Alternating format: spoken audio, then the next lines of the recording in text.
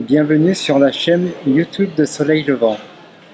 Soleil Levant, c'est pas seulement des interviews, des vidéos, mais c'est aussi un magazine, voilà, qui est édité chaque mois depuis 1994 sur des sujets tels que la nutrition, la spiritualité, la santé et l'énergétique. Vous pouvez le trouver en magasin diététique et en coop bio. Alors aujourd'hui, nous recevons Cyril Dion, qui était à l'origine du mouvement des colibris. Il est cofondateur avec Pierre Rabhi et quelques amis. Il est également co-réalisateur du film documentaire Demain, en compagnie, donc co-réalisé avec Mélanie Laurent. Et c'est un film documentaire qui a reçu le César 2016 du meilleur film documentaire. Il a déjà dépassé le million d'entrées et je vous convie réellement à aller le voir ou acheter le DVD. Bonjour Cyril. Salut Jacques. Voilà, merci de prendre du temps. Et voilà, je te rencontre dans le cadre de la tournée du Chant des Colibris, aujourd'hui à Marseille au Théâtre Koski. Alors, est-ce que tu pourrais nous donner les grandes lignes de cette tournée, de cet engagement citoyen? C'est une campagne qu'on a lancée au mois de mars, qu'on voulait être à mi-chemin sur les élections présidentielles et les élections législatives, pour dire finalement que la politique, la démocratie, faire changer la société, c'était pas simplement aller voter, c'était important évidemment, mais que c'était aussi tous les jours, et qu'aujourd'hui la situation est tellement grave qu'on a besoin de tous s'y mettre. Qu'on soit simple citoyen, entrepreneur, élu, et surtout qu'on a besoin de travailler ensemble. Donc dans cette campagne, on fait essentiellement deux choses.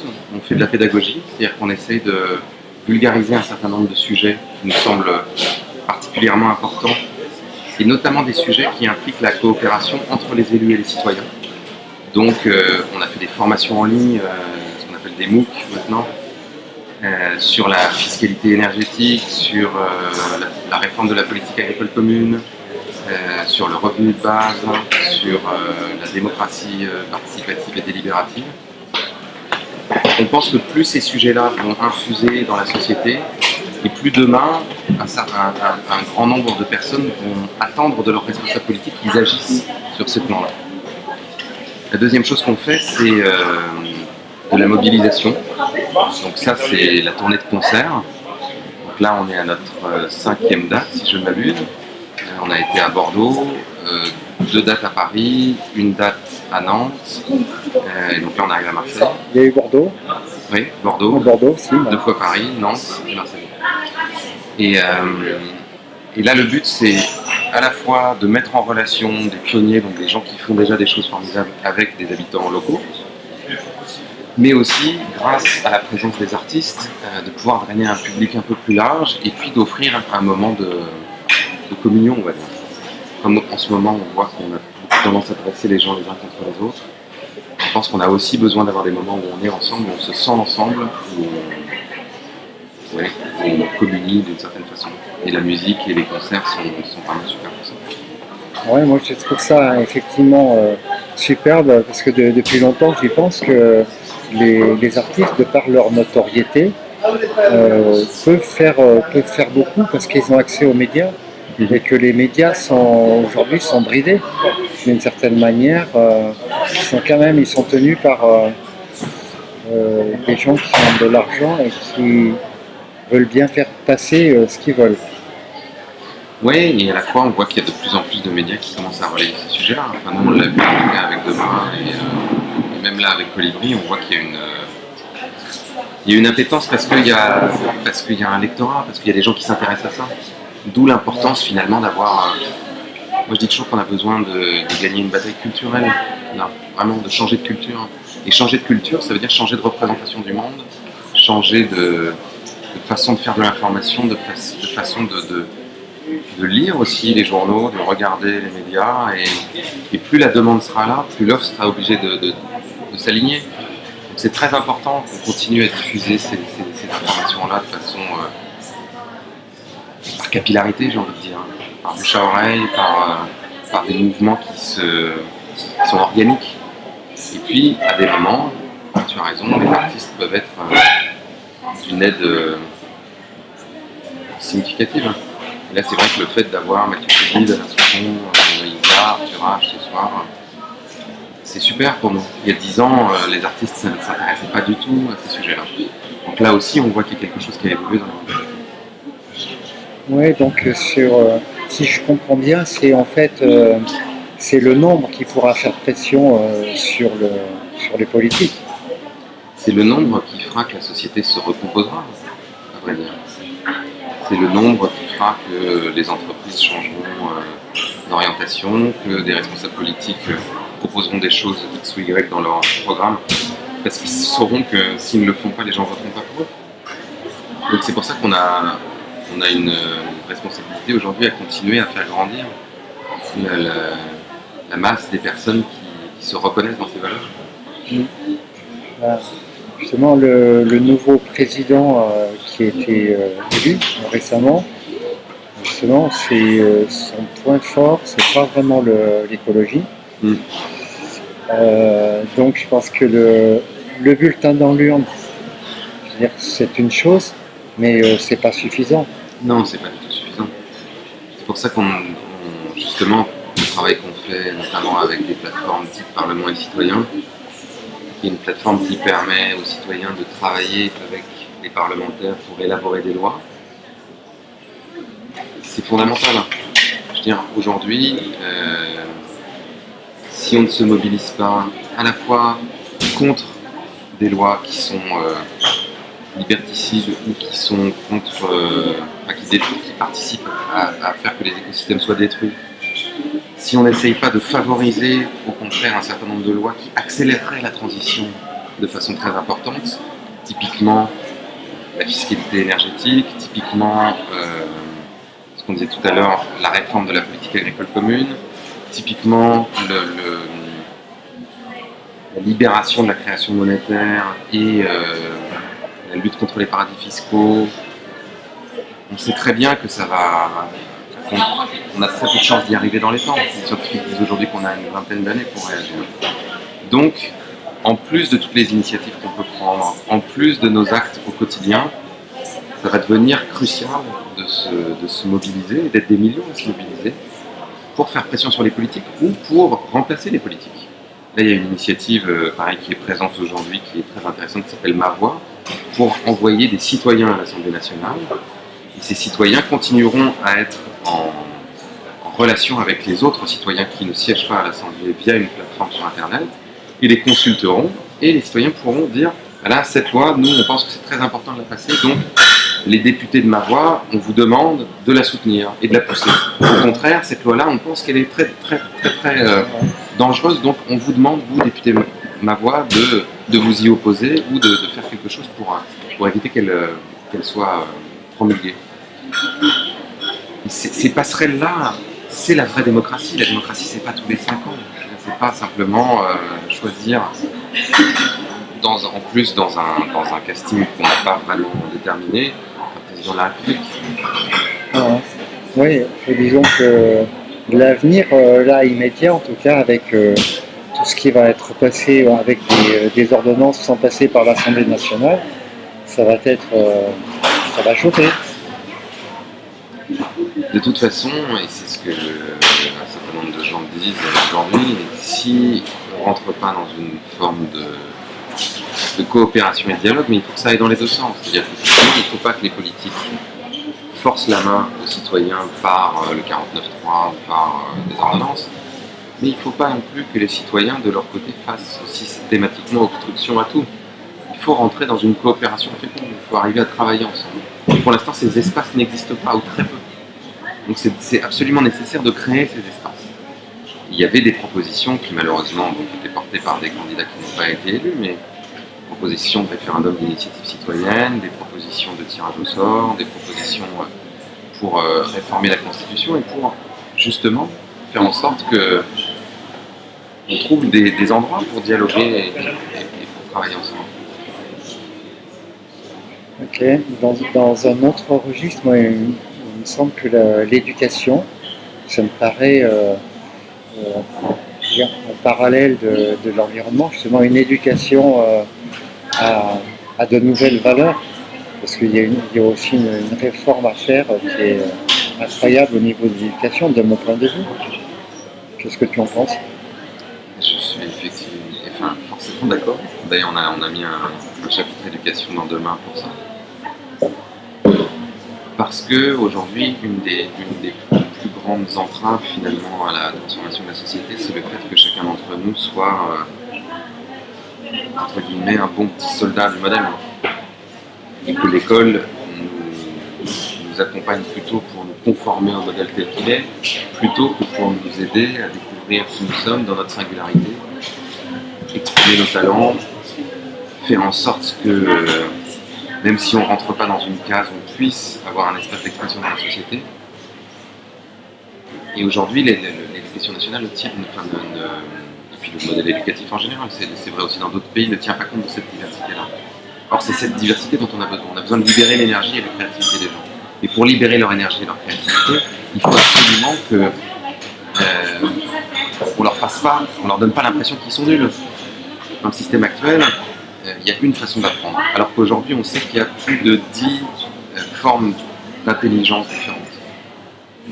Et on se retrouve avec des élèves qui sont assis toute la journée dans une salle de classe à écouter et à écrire et à devoir retranscrire le savoir que le professeur leur donne.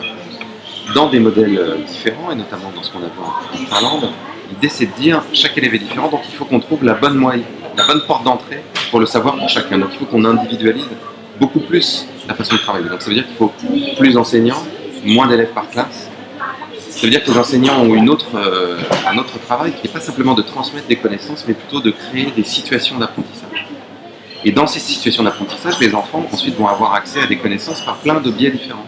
Ça peut être par le professeur, mais ça peut être aussi par des livres, ça peut être par Internet, ça peut être par leurs amis, qui eux ont compris des choses, ça peut être par des situations, c'est-à-dire apprendre en faisant. Et de cette façon-là, on va se donner le plus de chances possible pour que chacun trouve son mode de fonctionnement. Et une fois qu'on a compris comment on fonctionne, moi c'était un peu ce qui était dramatique à l'école, c'est que j'ai compris, une fois sorti de l'école, comment j'apprenais. Parce que moi j'apprends en faisant. Ouais. J'étais déjà sorti de l'école. Donc la plupart des choses que j'ai apprises, j'ai appris après à l'école. Et c'est un marché sur la tête parce qu'on passe presque 20 ans à l'école. Donc il faut quand même que ça serve à quelque chose, ça va qu'on apprenne des choses. Et ça a été vraiment la révolution quand j'ai compris que j'avais fait des interviews pour un magazine qui s'appelle Kaizen, qu'on a lancé il y a 5 ans maintenant, de personnes qui faisaient l'école à la maison. Et ces personnes me disaient, mais les enfants apprennent de toute façon, c'est pas nous qui leur apprenons. Et moi, bêtement, je me disais, bah si, c'est nous qui leur apprenons. Et la personne que j'interviewais me disait, mais est-ce qu'il y a quelqu'un qui vous a appris à parler?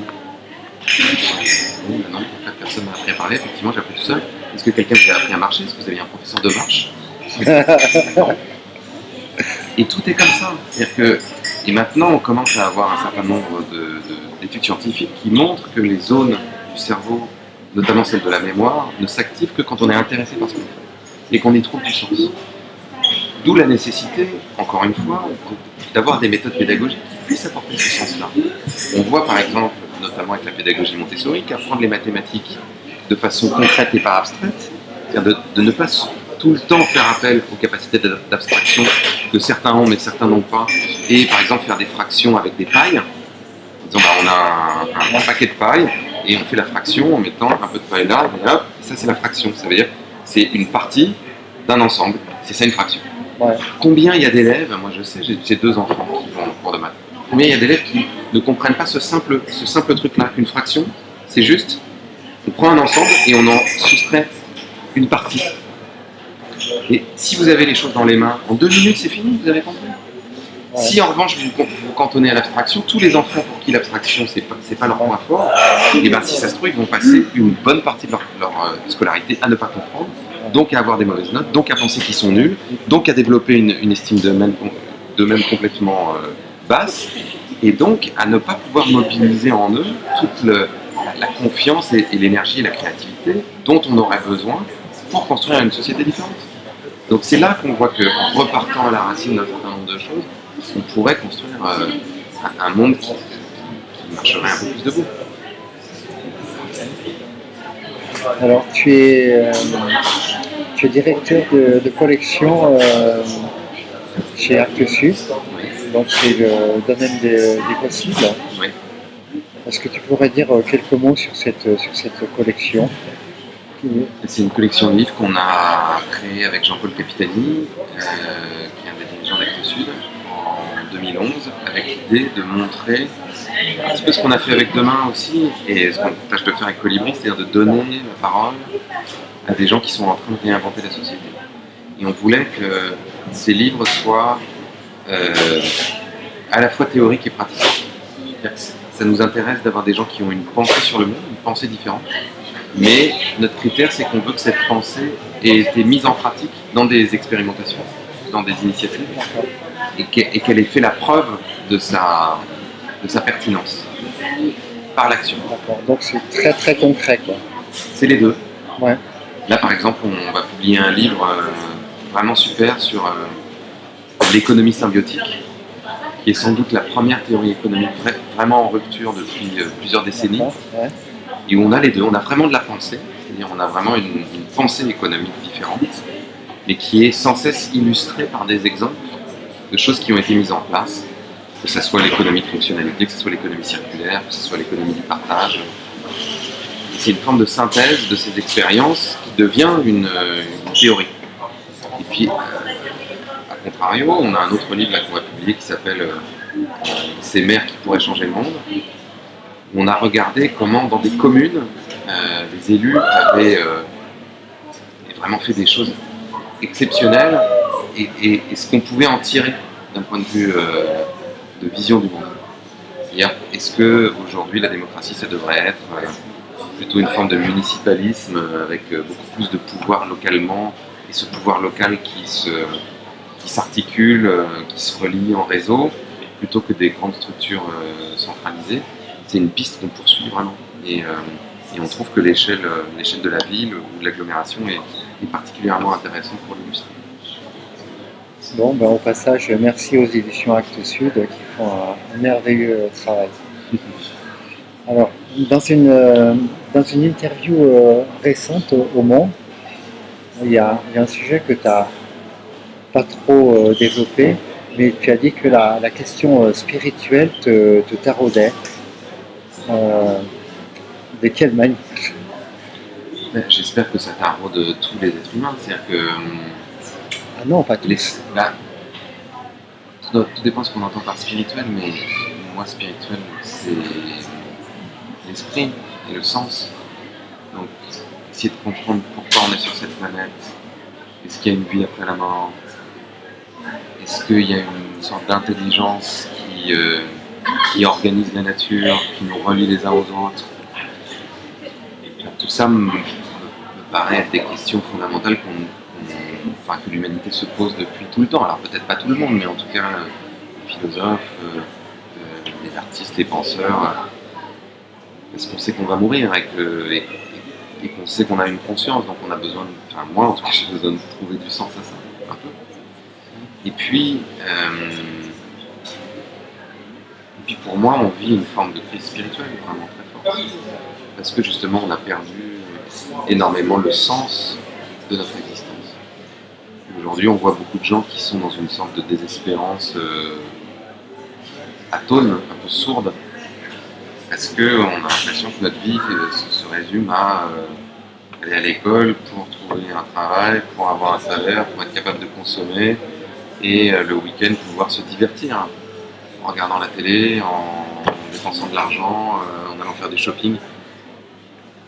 Mais il y a quelque chose en nous, je pense, qui sait qu'on n'est pas sur cette planète pour faire ça.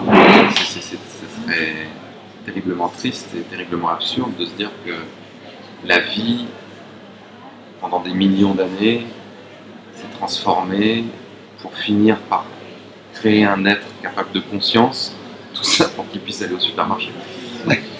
Ouais, c'est sûr, il y a une grande réflexion et je pense que c'est une invitation aussi pour chacun à continuer à approfondir. Justement, on a une vie intérieure. Je pense que c'est elle qui est le moteur pour nos actions extérieures.